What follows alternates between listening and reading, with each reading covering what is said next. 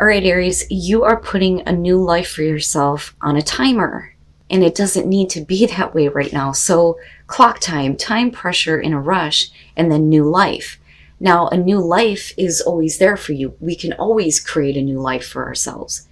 But for some of you, you feel like there's this rush to create this new life, and you're pushing yourself a little bit too hard and feeling like time is running out on you having a new life. Now it says a time of stress and added workload, increased responsibilities, feeling like it is too late to pursue your dreams, feeling pushed to complete too many tasks, an inability to say no, insufficient support, the urge to rush. But it also says that this could be a time of dynamic opportunity, but you must take charge of your own workload and do what must be done. It is time for one last push. You have to do what's necessary in order to create this new life and stop putting it on a stopwatch and stop trying to rush into a new life where you're not willing to do what is necessary to create that. And then that's basically what it comes down to. But I feel like for a lot of you, it's like time's running out. Time is running out. I want this new life, but it's ticking away. But it's not that way. It doesn't have to be that way. And I think that that's kind of tying into where some of you may be going dark. So fated to suffer. The moon phase here is the waxing gibbous and the stages depression. It says feeling confined into a script, which is never a good thing for Aries. Forced by another and never really fought. Heading toward a destination of pain. The sentence says, if you know the future, you forsake your choices. My God, if I could read. Anyway, if you know the future, you forsake your choices.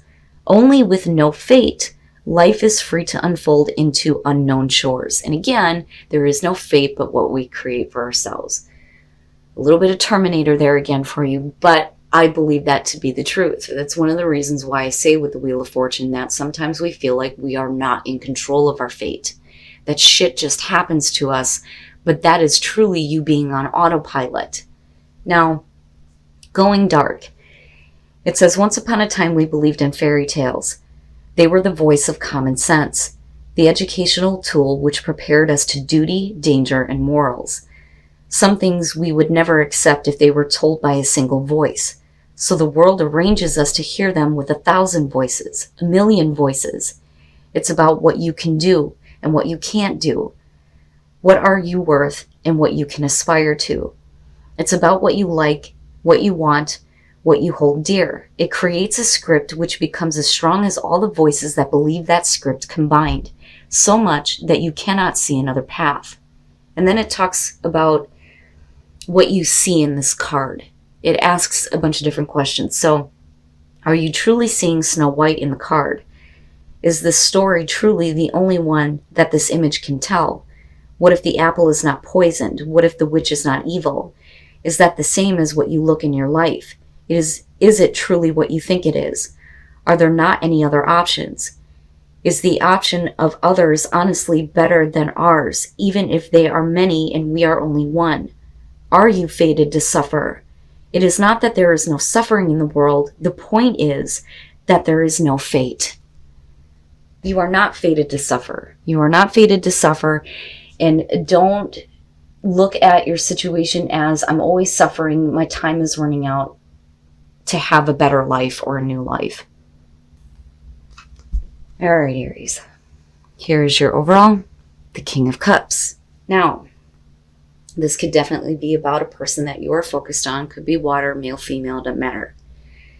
But I also look at the Kings as what we're projecting outward.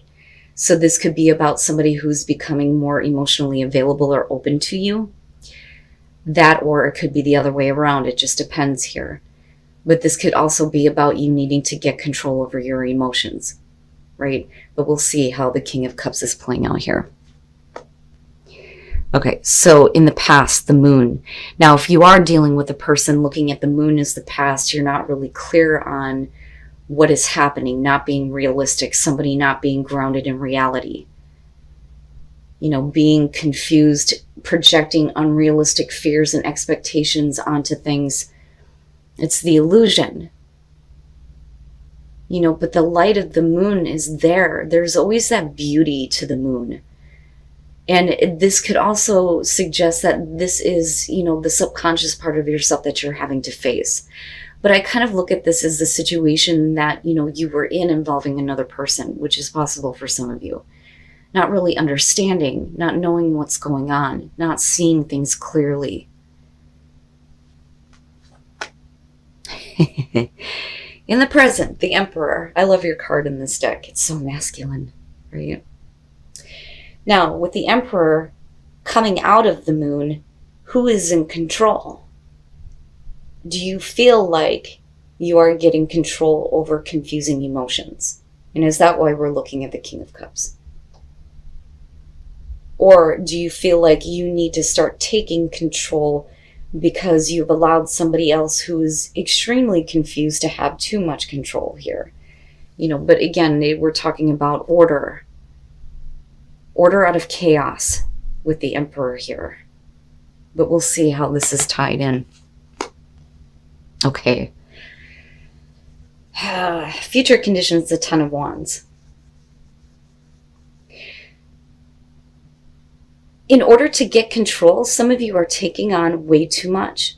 And that may be where all this pressure is coming from with clock time. But we're coming back down. We're coming back down to reality out of the moon. Whether that, is your own personal moon or whether somebody else has been projecting that onto a situation with you. The Emperor, for me, is you in the present moment now going back to a place of control. But with the Ten of Wands, that control comes at a cost. But are we talking about another person who is placing burdens on you, or are they carrying their own burdens that are just too much for you? Maybe you don't want to get involved with somebody who has too much going on, especially if they're not willing to deal with those burdens. But like I said, for some of you, the cost here of getting control is taking everything on yourself. Your best path to follow, the Seven of Cups. And I do. Now that I'm starting to see this kind of unfold, I really do believe that this is going to have to do with a person here who may have been struggling with getting control over their own emotions attached to you. I don't think that they've been very realistic in the past. I don't think that they even understood their own emotions. But the question then becomes, are they getting control? But do they have some things that they need to deal with here? Because I look at the Seven of Cups and I think that this is about the expectations that you may have on this person. Because you're talking about fantasizing about how things could be, but not actually making fantasy reality.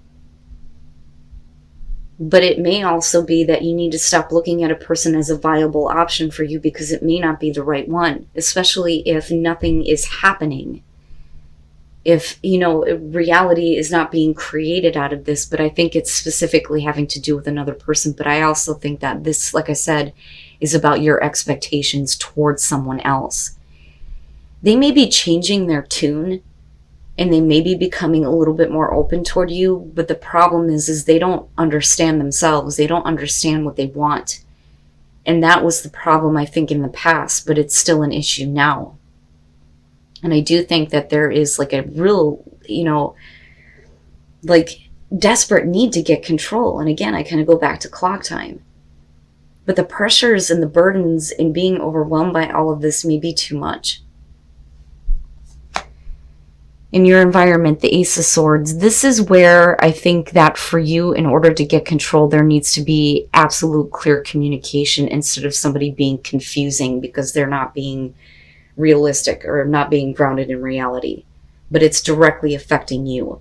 But with the Ace of Swords, that's the aha, I got it, but it is communicating absolute truth, having absolute clarity and knowing what you need to do to get control. But I'm still looking at, the heavy burdens that are coming out of that. I'm telling you, a lot of people are dealing with this, the Eight of Swords, hopes and fears. So these are the thoughts that are keeping you trapped. There is no way forward. But this could be specifically about this other person that you're dealing with. You may feel like you know what it takes to get control of the situation. You've been very clear and very truthful, but you also see the truth about this person in this situation. But with the Eight of Swords, the fear is that despite that, there is no way forward, especially if you're dealing with somebody who does not know how to deal with their own responsibilities. It's like dealing with somebody that's like, I don't know what to do. You know, I want to be involved with you, but I'm not willing to do what's necessary to make that happen. That's kind of how I see this. And for you, you know, the thought is that it's never going to move forward. There is no way to move forward. It's always going to be stuck in this position, right? But those thoughts are not going to help you, because it's about you being able to move forward, despite the fact that you're dealing with a person who doesn't know how the hell to do that. Because I really think that this is what this is about for a lot of you. Now, if we're talking about this in terms of career, this is really about you getting to a place where, you know, with the King of Cups, with being the overall, you're getting a little bit more control over not knowing what to do. But then I also feel like there may be support. But the problem is that there is, you know, a lot of responsibility that's going to be coming out of this. But the Seven of Cups is to me like, it's time to stop fantasizing. It's time to make a choice. If you can see how good something can be, you can act toward that. You know, and then the Ace of Swords is that clarity, that epiphany, that aha, I need to deal with, you know, these responsibilities in order to start to see what I expect. You know, but your fear is that nothing will ever move forward. So for me, it can go both ways, whether we're talking about career for some of you, or if we're talking about specifically a person in a relationship. And that could be any relationship here. And then coming out the Three of Wands. And again, expectation. But, you know, what is it that you're expecting from this person, especially if they're not willing to deal with their responsibilities? Now, on the other hand, with the Three of Wands coming out, this very well could be them dealing with that, letting go of the burdens that they're carrying. Sorry, guys. And being willing to able to act toward what they can envision and what they can see, right? So the Three of Wands definitely is about manifestation. But it's also about watching things unfold and waiting to take further action toward the future here, looking at the long term, right? But there's still the burdens, though, and that's what kind of throws me off here. But let's take a look at the Three of Wands. You know, and the thing is, though, I worry that some of you may be sitting here waiting and expecting them to deal with something that maybe they're not willing to deal with. Not necessarily at a great distance, but like over text, phone calls, things like that. It's never face-to-face for me. But it's also about, you know, getting things in line, you know. And then the sun. So things start to become clear and things, I think, start to get better. But I do believe that you are possibly dealing with a person here that is looking at correcting an issue. Now, again, going back to you, this could definitely be about you coming back down to reality and trying to make things fair and balanced in your life and making a right choice. But it is a final choice in order to get control. But that is happening very quickly. And again, there's the clock time, the pressure, the needing to act quickly, but needing to do it from a place of absolute clarity here with the Ace of Swords. But again, the communication is what's coming up here. But like I said, I don't ever see that as face-to-face. But the whole point of the communication is to start to get things in, you know, in a row, get everything like lined up so that we can start to move forward. But because of the burdens, I think that that's why you're looking at the Eight of Swords going, I don't see how this is going to move forward. But those are just the thoughts that are keeping you trapped right now. But I feel hopeful with the Three of Wands, especially with the Sun, right? Having a new life, having new life put into a situation for you. Whether we're talking about work or relationship here. But there are things that are going to have to be taken care of, whether that's on your part or someone else's. But this could literally be about somebody who, you know, has trouble dealing with their responsibilities. Or, you know, it could be about you needing to deal with that now. Maybe you've taken on too much. You know, you're going to reach that destination. And I'm seeing that a lot too, where you finally get to that point where you get to drop the shit. And you don't need to carry that kind of burden anymore, right? But I like it. I like the idea that for some of you, you know, there is this feeling of renewed life, especially with the Sun, but also seeing everything very clearly, right? Everything's out in the open now. Now you see it for what it is. But that may help you in moving forward here with the Three of Wands. right? But it's all about the action that you take toward your expectations, but it's also about being realistic about what you're expecting. And then adventure, very nice. So change is coming. That is going to heal your heart and spirit, and it's going to open up into a new adventure. It's perfect. And with the Three of Wands coming out, that's great. I mean, all of the clarifiers for that look really good to me. But I think that the Sun is the most helpful here, especially with the Ten of Wands being connected to all of this. Because all of those things that have been weighing on you unnecessarily are being brought to light so that you can now deal with them and take care of them. That, or like I said, it's about the other person here who, now sees it. But there is going to be, a movement forward here with that Three of Wands. Eventually you're going to get to that Four where you see the stability and you start to build that life that you're wanting. And it's going to be a brand new adventure. I love it.